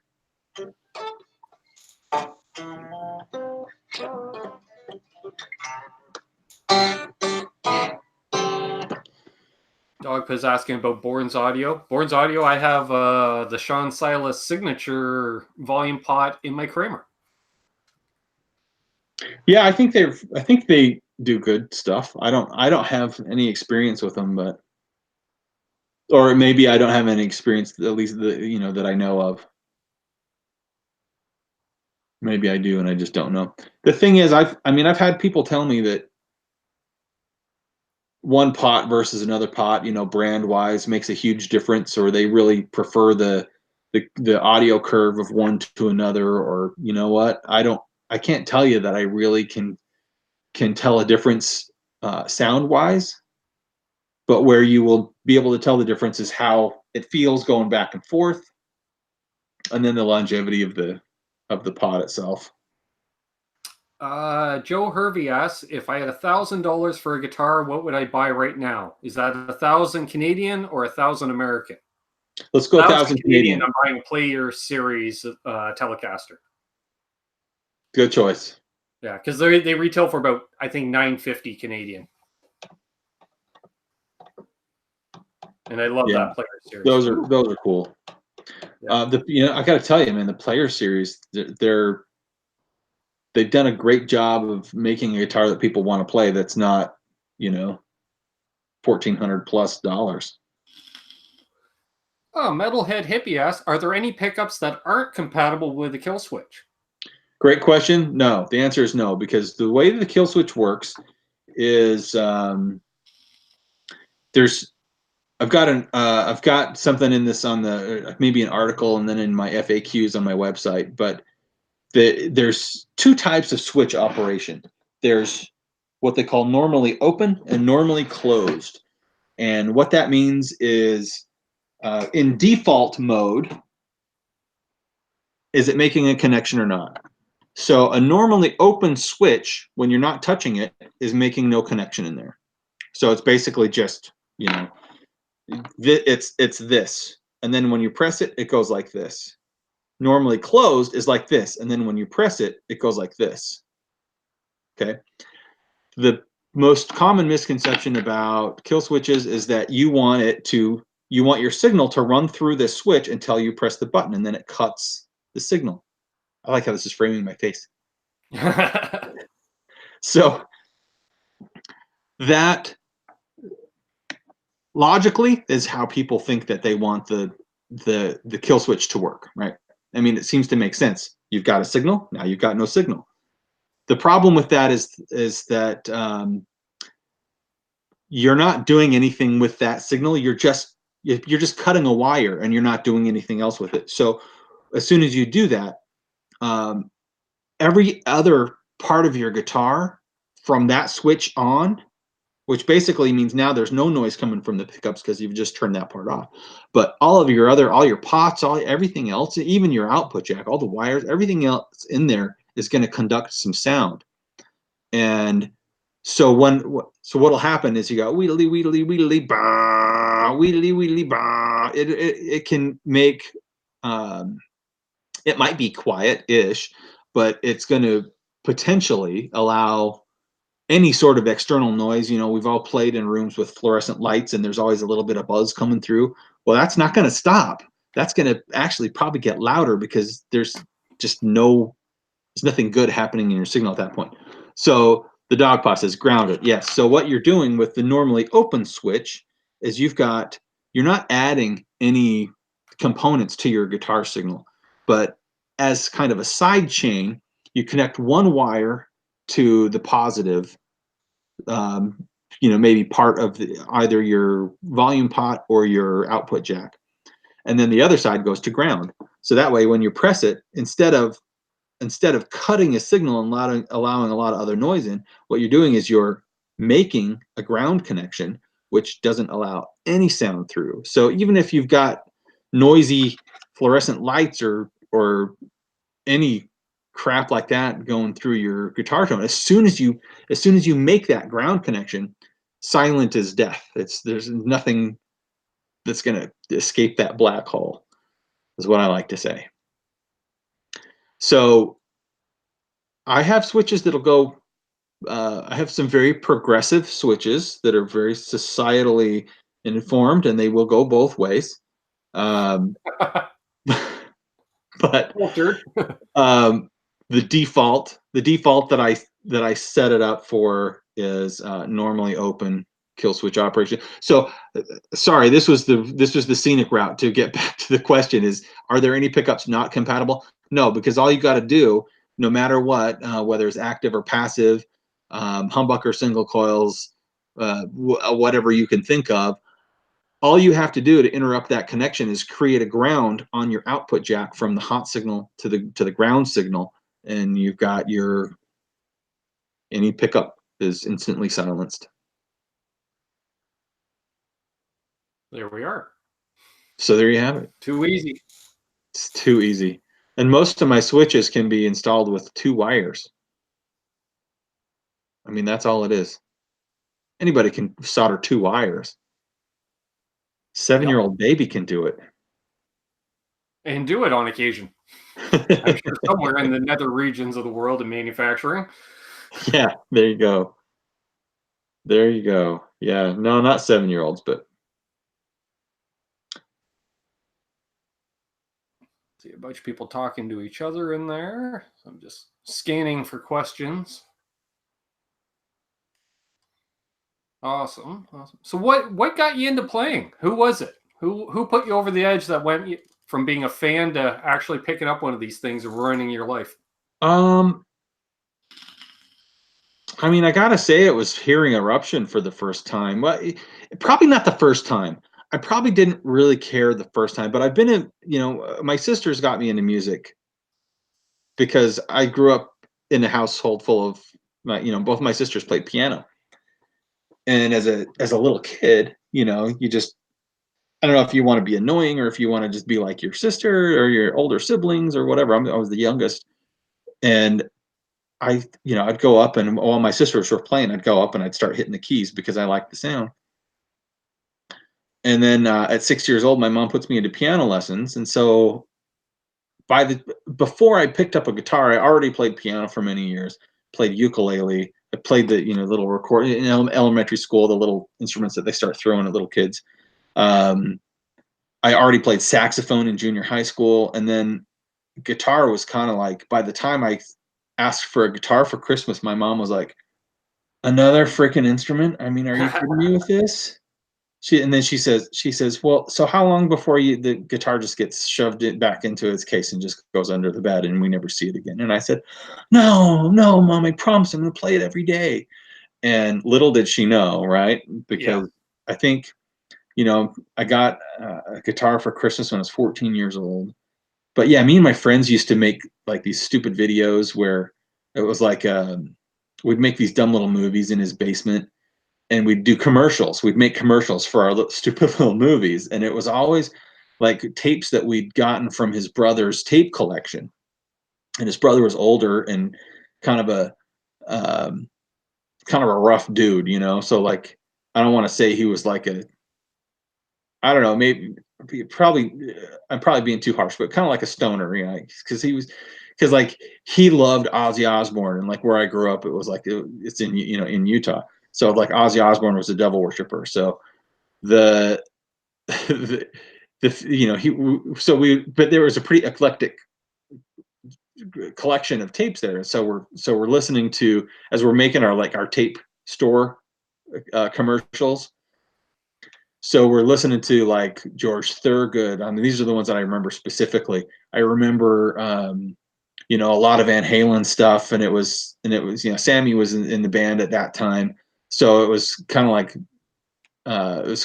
all over the place as far as Van Halen went, with like both the old and the new singer, and Ozzy, and just it's Cinderella, stuff like that. So we'd sit there and like in kind of in a way, kind of like a joking way, but we'd listen to this stuff. But then I was like, "Hey man, what is this? What is this, Eddie?" And then it was also like at the same time it was like David Lee Roth with his solo stuff. And I remember hearing Shy Boy, and it was kind of like I think Eruption was really like the moment where I was like, man, I want to learn how to do that on guitar, and then God knows how many years later, I'm still hoping I'll get there someday. Um, but then, and I'm also a bass player. But when so like the first time I heard Shy Boy, and I realized that the bass was doubling the guitar on this crazy descending lick, like which I didn't realize at the time. But it's these, and I can't do it. But these guys are tapping like, and I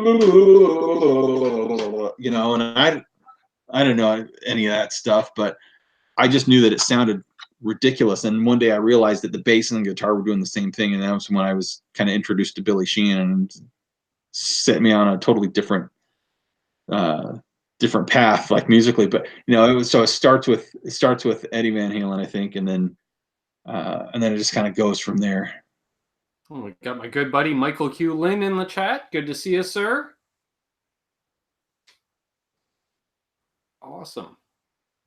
Yeah, I definitely I can understand where you're coming from there. So many guys putting out some amazing material through the mid '70s, right through the late '80s into the '90s, and what a wonderful time to be around and be a music fan. Really, it really is. I mean, the nice thing is it doesn't go away. And for those that have the cool thing is that movies like Bohemian Rhapsody can come out, and now suddenly there's this huge resurgence in Queen fandom, Oh where yeah. like those of us who've always loved Brian May and Freddie Mercury and Roger and John have always been like, oh well, now yeah, it's about time other people get it. Um, but you know, Guitar Hero did the same thing where everyone who's already a guitar player is going, oh, this isn't going to make other people want to play guitar. But you know what, man? People that are just fans of music are realizing that however many millions of kids are playing Guitar Hero and hearing a Scorpion song for the first time, Hmm. you know, that's Just the sheer numbers. A certain percentage is going yeah, to decide, I want to do that, or I want to attempt that, or yeah. I agree. That is true. Well, we'll probably wrap up in a few minutes, folks. Do you have any other questions out there, my good friends in the chat? And thank you again, RJ, for the donation earlier. If you're still watching, he may be off watching Game of Thrones. I don't know. Yeah, you don't want to miss it. Yeah, I'm recording it. Joe says, does Tesi want to talk a little about networking as a small business owner, like reaching out to guitar players, or do you avoid that stuff? Joe, I try to do.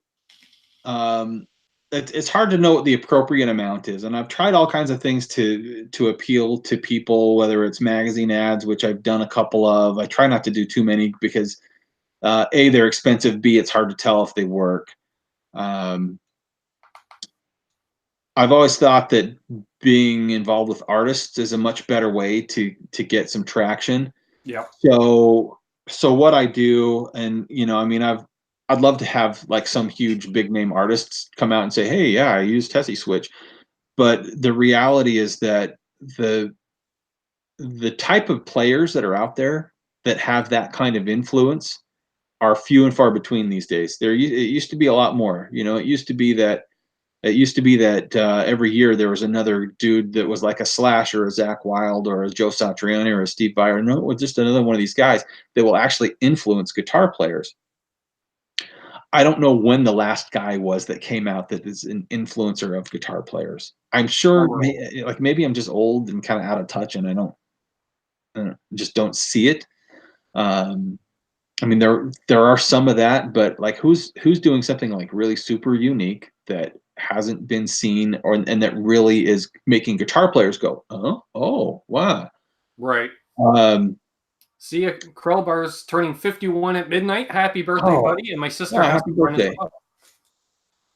So I try to reach out to artists, and it might be, like I've got a couple of great artists that, some of them are known, and a lot of them are just like really great people that I like to be associated with. Okay. Um, you know, I you think probably John 5 would be the big scoop for, because John 5 would be, he's pretty honestly, much that's like at the top of my wish after list. that, right? But Jamie Trevino plays in an '80s tribute band called Rockstar. This Yep. guy's a great, He's a he's a friend of the great channel. player. He was on a month or so ago. Yeah, and he's a cool guy. Very cool. And so, he's an artist. I got another guy that I think Chris Malone, who's in Iowa. He plays in a band called American Standard, and he's a great player. He's a cool guy, and he just, you know what, man, he puts a dang arcade button in every single one of his guitars, whether it needs it or not. And that's a kind of support. I mean, I love to see that. And then I've got a friend of mine who's basically the biggest guitar player rock star in South Korea, but like here it's I mean he's got some notoriety, but he's not super well known. But in South Korea, he's this huge influencer in South Korea. He's like a professor at the university there. He lives in Los Angeles now, but and then one of the guys that his tech approached me was the guy from Breaking Benjamin. So he uses my switches on tour, and I'd love to have more. At the same time, I don't want to just start adding artists for the sake of having artists. I want them to be like the right kind of people. Right.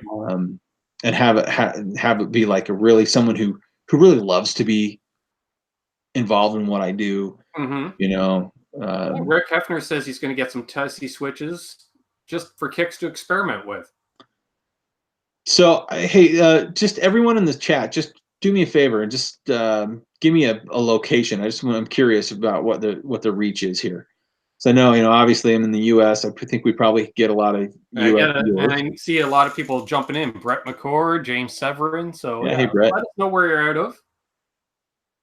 And Dave So, you got to head out. See you, buddy.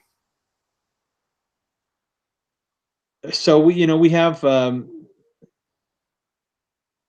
yeah, you guys that live in Canada. I mean, I know it's expensive to ship stuff to Canada. I mean, my cheapest shipping rate to Canada is $10, and basically what I'll do is I'll send.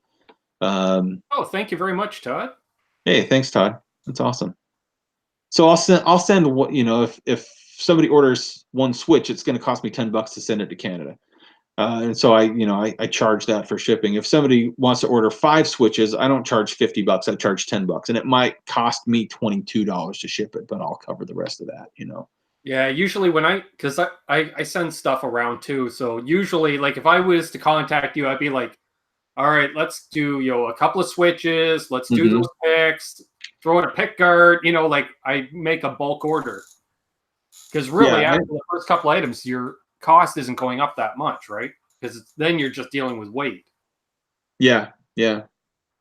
And then if you guys live anywhere else in the world, it's a flat $15, and again, I mean, I'll make the box as big as I have to if you want to get a bunch of stuff. But if it's a single switch, then it's $15.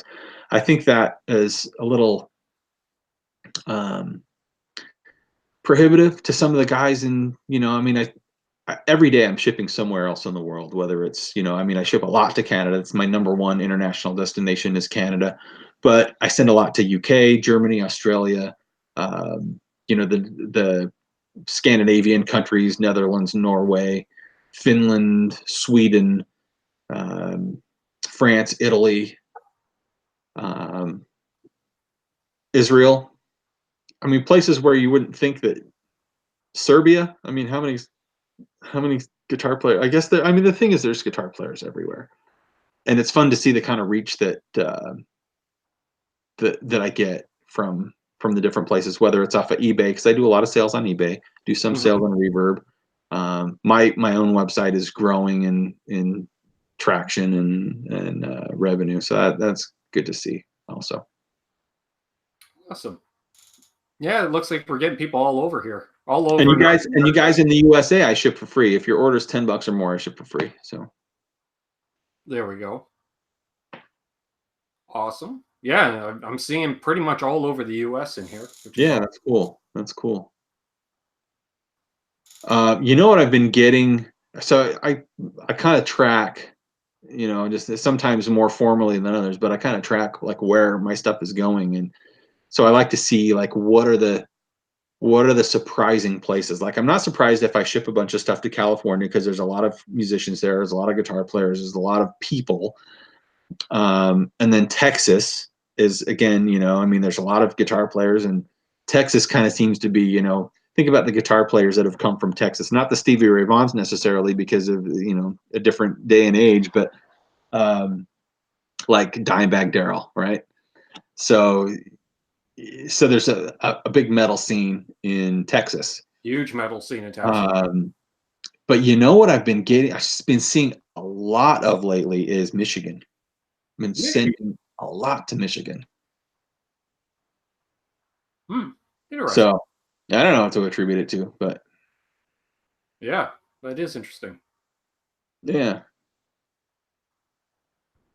Yeah, Brett, that was my first thought when you mentioned Texas. I was like, ZZ Top? Oh, ZZ Top, yeah, for sure. The Reverend Billy Gibbons right there, right?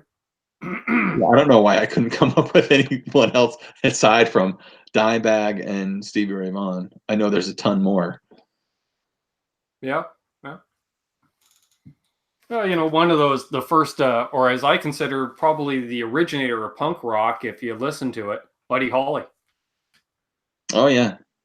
It's like you listen to the way he plays in those songs, it's like, if they just turned up the volume that little bit more, but they didn't have the equipment at that time. But if he was still around, he would have been hardcore. That's it. Yeah, you watch Back to the Future. I know it's a terrible example, but you watch Back to the Future, and when he goes back and he's playing that 335 through like what was it, like a Fender Champ or something. It was like a really tiny amp, but when he like really he really starts going for it, and like suddenly there's all this really like saturated preamp distortion mixed in with like what sounded like probably like an EL34 or something or other. Honestly, because of when it was made, it was probably like all rack gear. You know what I mean? Exactly. But as soon as I started knowing about gear, I remember watching that and going, "There's no way that guitar is going to sound like that through that amp. There's no way." Yeah. Exactly.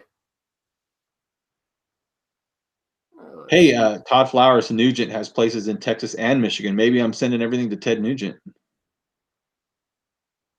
Could be. Could be. Jimmy Biter. He says, "Will one of your lit switches work to replace the toggle for a sustainer?" It will, yeah, but you need a latching switch because you want it to stay on when you press it. So, but yeah, you can do that.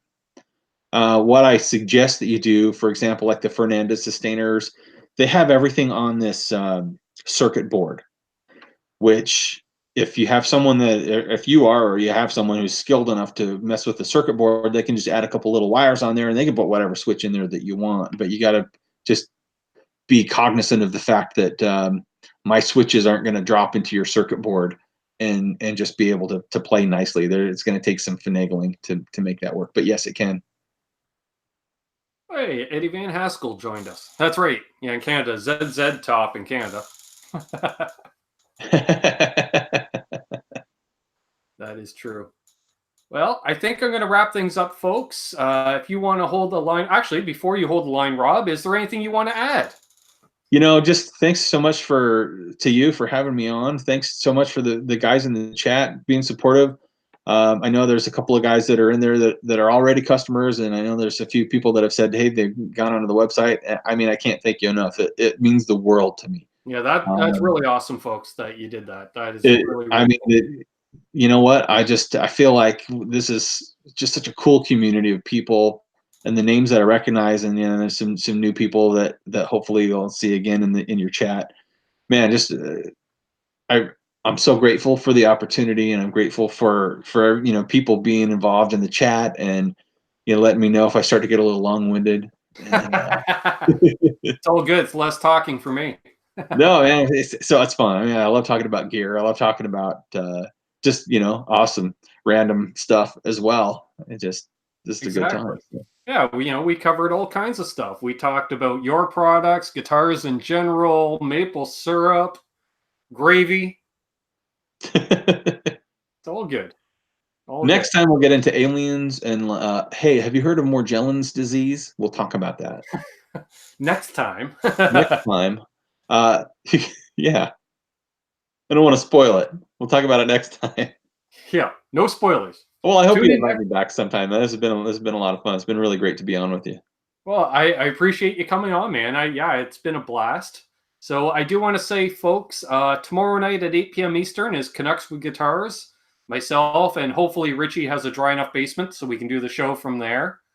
And then Wednesday, I'll be doing a birthday hangout. We got a few people coming on. That should be fun. And then 1 week from tonight, not sure what I'm going to do yet. It's Memorial Day weekend in the U.S., so might do a community hangout. We'll see how it goes, folks. So until next time, as I always say, hold those doors open. Let that guy get ahead of you in traffic. Do good things, and good things will happen to you. Karma's real. I'm living the dream. Rob's living the dream. I hope you all have a great rest of your weekend. And if you're Canada, happy Victoria Day weekend, folks. Cheers. Thanks, everyone.